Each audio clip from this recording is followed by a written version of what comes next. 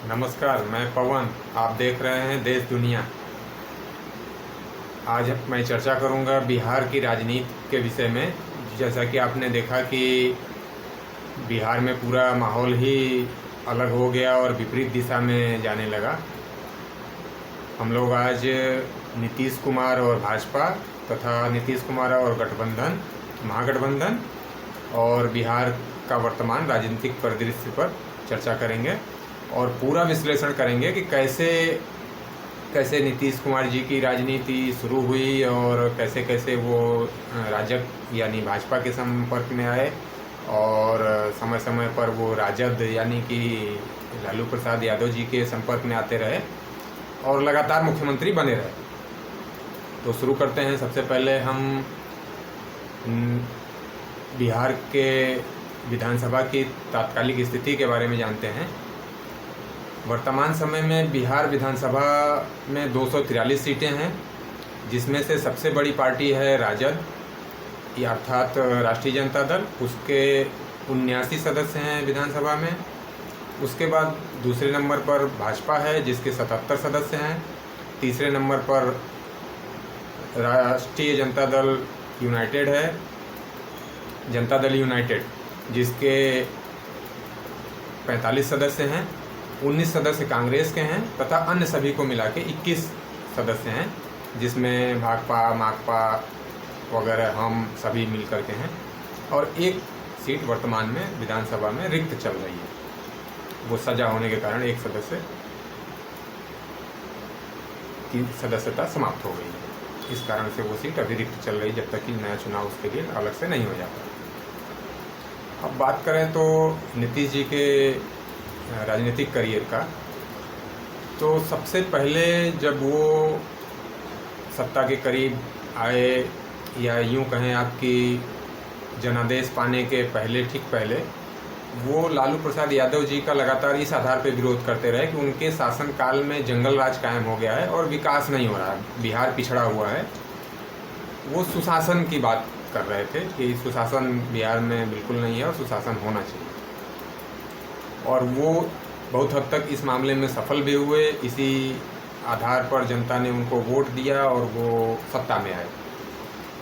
और व्यवहारिक एक उदाहरण की बात की जाए तो ये मेरा अपना खुद का व्यवहारिक अनुभव रहा है कि 2000 के पहले जब हम लोग उत्तर प्रदेश से बिहार की तरफ जाते थे, तो बक्सर का पुल जो उत्तर प्रदेश और बिहार को जोड़ता है, जब हम लोग उत्तर प्रदेश की तरफ से बिहार की तरफ जाते थे, तो जैसे ही पुल हम लोग क्रॉस करते थे, पता चल जाता था कि अब किसी दूसरे स्थान पे हम लोग आ गए हैं।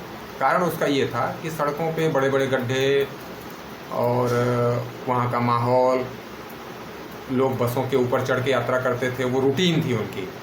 उसमें कोई वैध या अनैतिक या कानून के विरुद्ध वो नहीं माना जाता था, वहाँ का वो कल्चर था। लेकिन जब नीतीश जी आए सत्ता में और उन्होंने अपना शासन स्थापित किया, तो उसका उल्टा महसूस होने लगा। यानी फिर उसके बाद जब हम लोग उत्तर प्रदेश से बिहार की तरफ जाते थे, तो उत्तर प्रदेश में बल्कि सड़कें खराब होती थीं और बिहार में पुल जैसे ही आप क्रॉस करते थे, सड़कें थोड़ा अच्छी दिखने लगती थीं और कहीं न कहीं शासन प्रशासन में भी अंतर महसूस होता था। तो अगर कहें कि नीतीश कुमार जी ने जिस जंगल राज के खात्मे और विरोध की राजनीति शुरू की और सफलता पाई, उन्होंने उसे कुछ हद तक करके दिखाया भी। इसमें कोई संदेह नहीं है कि जो उनकी सुशासन बाबू की छवि है, वो उस छवि को ऐसे ही नहीं उन्होंने प्राप्त किया है, बल्कि उसके लिए उन्होंने प्रयास किया, कर्म किया उसके लिए।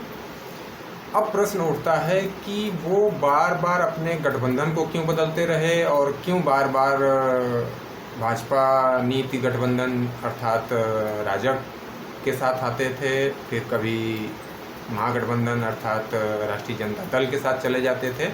इसका क्या कारण है?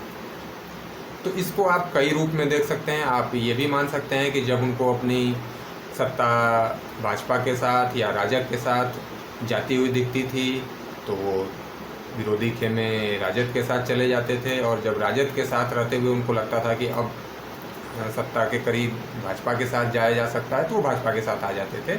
एक तरीका तो ये है मानने का कि आप ये मान सकते हैं। दूसरा ये मान सकते हैं आप कि जब वो जिस खेमे में जाते थे और सहज नहीं अपने को महसूस कर पाते थे, तालमेल में कमी होती थी या उनकी अपनी मर्यादा में या उनके अपने वर्चस्व में कमी दिखाई देती थी, तो वो उसे छोड़ करके दूसरे पाले में चले जाते थे।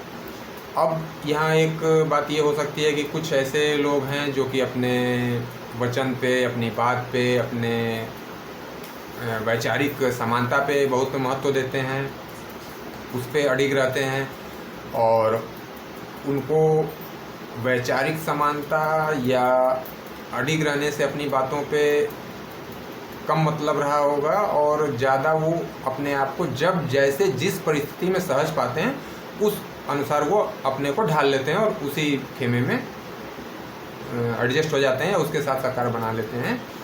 और ये विशेष बात है कि पिछले 20 सालों से वो 2000 में एक बार पहली बार मुख्यमंत्री बने थे, इसके बाद 2005 से लगातार मुख्यमंत्री हैं। बीच में कुछ समय के लिए जीतन मांझी जी को उन्होंने बागडोर सौंपी थी, उसके बाद से वो लगातार मुख्यमंत्री हैं। ये अलग विषय है कि गठबंधन उनका अलग अलग रहा है, पार्टियां अलग रही हैं, लेकिन वो मुख्यमंत्री हैं। इस समय विधानसभा में उनकी पार्टी तीसरे नंबर की पार्टी है, सबसे बड़ी पार्टी राष्ट्रीय जनता दल, दूसरा भाजपा, वो तीसरे नंबर पे हैं 45 सीटों के साथ, लेकिन फिर भी मुख्यमंत्री हैं। आज उन्होंने अपना गठबंधन बदला, उसके बाद भी वो मुख्यमंत्री हैं। जनता दल यूनाइटेड के कार्यालय के बाहर एक नया पोस्टर लगाया गया जिसमें लिखा हुआ है नीतीश कुमार सबके हैं। तो इसमें कोई संदेह नहीं कि वो सबके हैं और सबके साथ बने हुए हैं और लोग, दूसरे गठबंधन के लोग उनको अपने साथ पा करके सहज महसूस कर रहे हैं। सहज महसूस करना कहें आप या अपना स्वार्थ कहें, निहित स्वार्थ कहें, कि नीतीश कुमार में आज की तारीख में सत्ता की कुंजी है।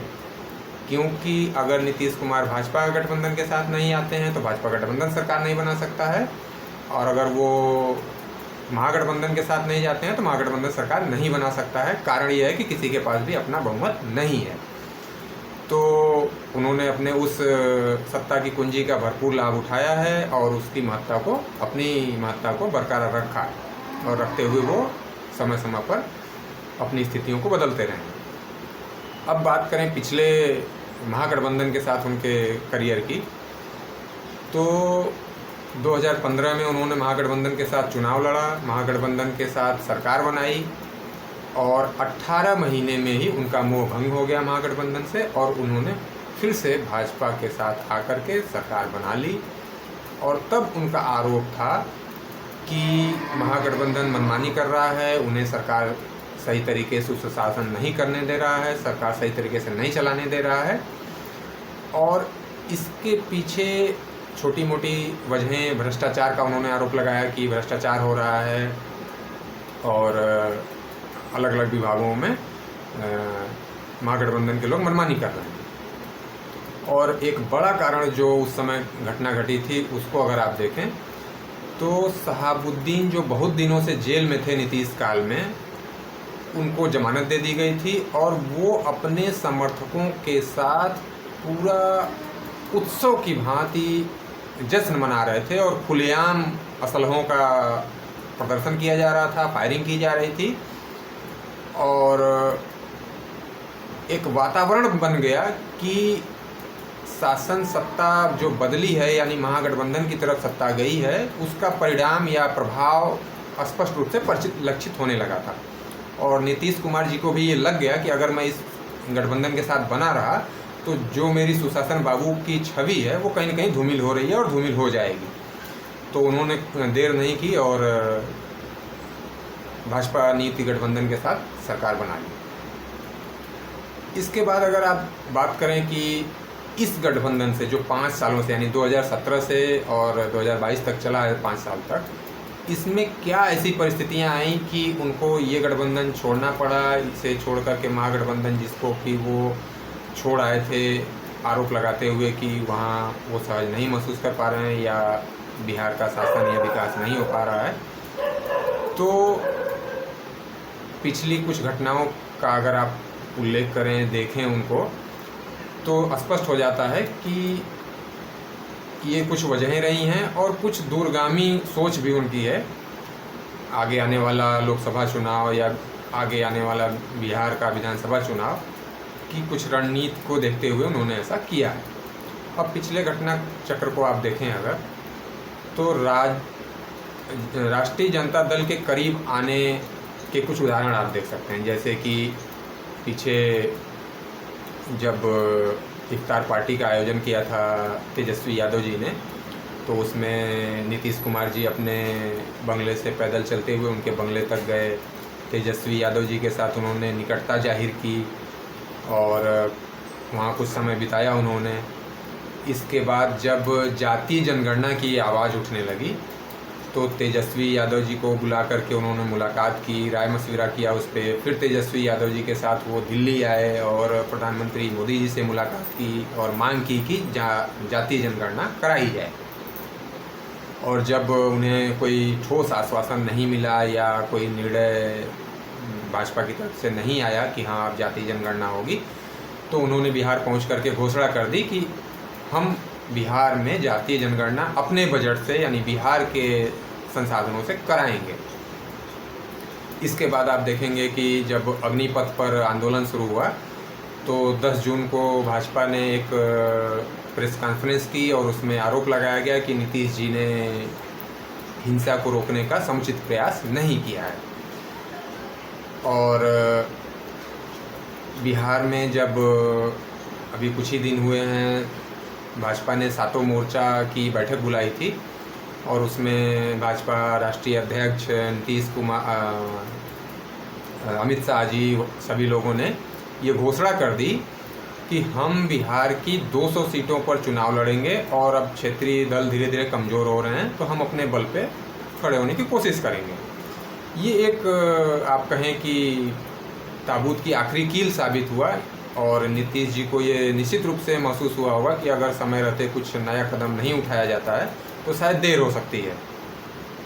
और उन्होंने फिर अंदर अंदर अपनी रणनीति बनानी शुरू की होगी, जिसका कि उदाहरण आप देख सकते हैं उनके विभिन्न निर्णयों से। अब एक एक करके हम अगर उनके उदाहरणों को देखें तो अमित शाह जी गृह मंत्री के तौर पे जो मुख्यमंत्रियों की बैठक बुलाई गई थी 17 जुलाई को, उसमें नीतीश जी भाग नहीं लेते हैं। इसके बाद 22 जुलाई को